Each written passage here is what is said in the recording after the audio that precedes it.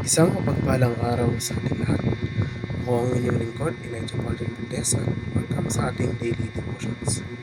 Ang ating verse for the day nasa Roma chapter 5 verse 12. Sinasabi dito na ang kasalanan ay pumasok sa sanlibutan sa pamamagitan ng isang tao at ang kamatayan ay pumasok sa pamamagitan ng kasalanan. Dahil dito, lumaganap ang kamatayan sa lahat ng tao sapagkat ang lahat ay nagkasala. Ang pinakamalaking problema ng sangkatauhan ay kasalanan. Ito ay isang karaniwang paniniwala sa loob ng iba't ibang relihiyon at pilosopikal na tradisyon. Iminumungkahi nito na ang mga pagkilos at pagpili ng tao na lumihis sa moral at etikal na mga pamantayan o lumalabag sa mga banal na batas ay isang pangunahing pinagmumulan ng pagdurusa at mga problema sa lipunan. Ang kasalanan, sa kontekstong ito, ay kadalasang sumasaklaw sa malawak na hanay ng mga pag-uugali, kabilang ang pagiging mga sarili, kawalang katarungan, at isang pagkabigo sa pag-ibig sa iba. Si Kristo ang pinakahuling solusyon sa mga problema sa buhay. Ito ay isang paunahing prinsipyo ng Kristyanismo. Ang paniniwalang ito ay nagugat sa ideya na ang sakripisyo at muling pagkabuhay ni Kristo ay nag-aalok ng pagtupos at pag-asa para sa mga individual at sa mundo. Madalas naunawaan sa pamamagitan ng pananampalataya kay Kristo, ang mga tao ay nakakahanap ng kapatawaran, kagalingan at pagbabagong buhay kahit sa harap ng pagdurusa at paghihirap. Ang pagpapahayag kay Kristo, ang pagkilos ng pagbabahagi ng mga turo at mensahe ni Jesus ay madalas na itinuturing na pinakadakilang gawain ng paglilingkod at pag-ibig.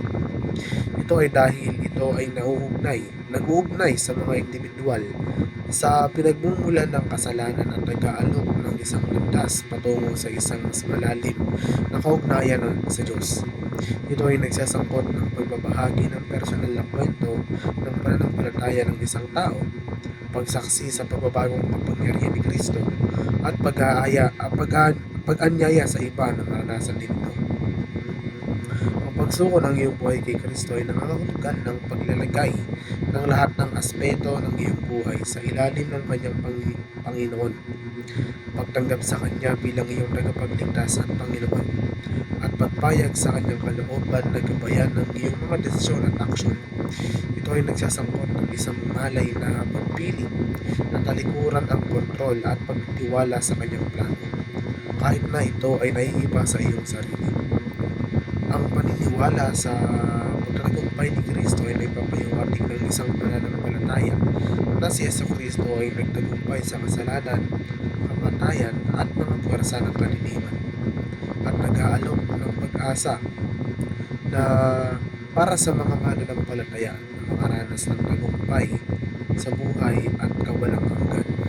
Kinikilala ng pananampalatayang ito na ang tagumpay ni Kristo ay isang kasalukuyan at hinaharap na katotohanan ay pinagdiriwang sa iba't ibang mga aspeto ng kanyang buhay. Kamatayan, muling pagkabuhay at pag-akyat sa langit, at ipinangakong pagbabalik.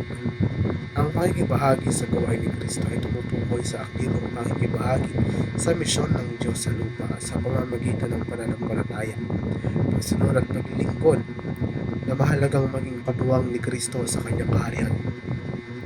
Kabilang dito ang isang taos-pusong pangako na maglingkod sa mas mataas na layunin, magambag sa pagtatayo ng katawan ni Kristo, at pagsasatupad ng mabubuting gawa na itinakda ng Diyos.